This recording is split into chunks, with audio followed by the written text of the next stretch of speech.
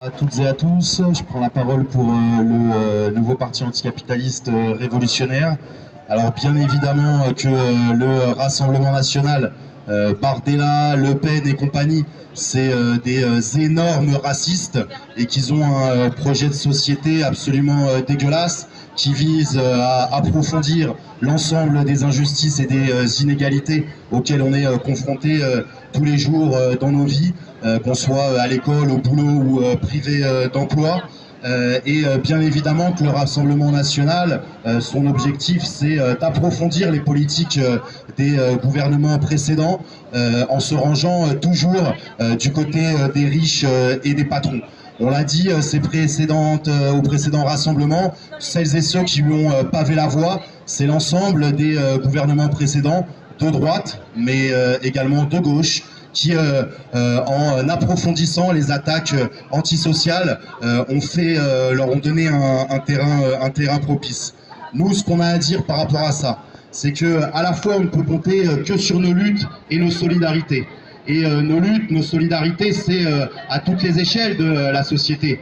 Bien évidemment, dans la jeunesse scolarisée, dans la jeunesse des quartiers populaires, dans le monde du travail et sur des mobilisations comme la mobilisation qui est quand même une mobilisation internationale et internationaliste de solidarité avec le peuple palestinien. On ne pourra compter que sur ça si on veut à un moment stopper ce rouleau compresseur de la classe dominante dont le Rassemblement national se propose d'être un des meilleurs représentants. On tient quand même à insister sur une petite idée. En 1936, il y a eu des élections dans une situation qui était différente et une coalition d'organisations qui s'appelait à l'époque le Front populaire et qui a pris le pouvoir.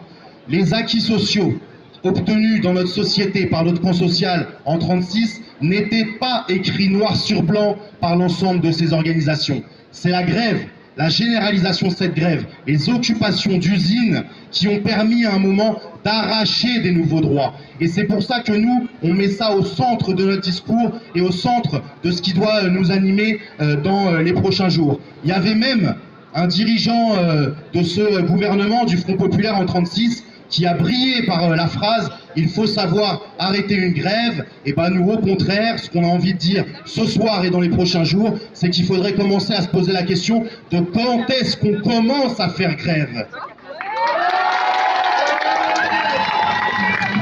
Alors nous, notre organisation au NPA révolutionnaire, on se méfie des solutions institutionnelles et on tient à rappeler quand même que quand la gauche a été au pouvoir sous Hollande, c'était pas il y a si longtemps que ça. Qu'est-ce qu'ils ont fait ? Ils ont fait la loi travail qui permet l'ensemble des attaques sur l'ensemble de nos droits aujourd'hui, qui permet de diviser les salariés les uns les unes avec les autres, qui permet en fait de nous payer beaucoup moins.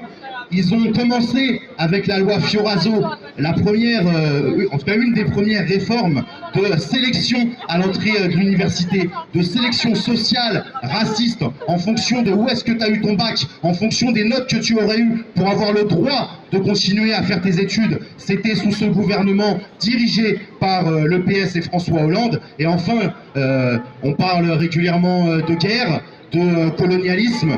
L'envoi de l'armée française au Mali pour protéger les intérêts des multinationales françaises, bien françaises, ça s'est fait aussi sous ce gouvernement de gauche. Alors vous l'avez compris, nous on pense qu'il ne faut compter que sur nous-mêmes, nos luttes, nos mobilisations, nos solidarités, et on l'annonce aujourd'hui. Dans la continuité de notre engagement dans l'ensemble des mobilisations, on présentera également des candidatures aux élections législatives pour exprimer qu'on veut un monde sans frontières, un monde sans patron et qu'il y a urgence à faire la révolution. Urgence à faire la révolution.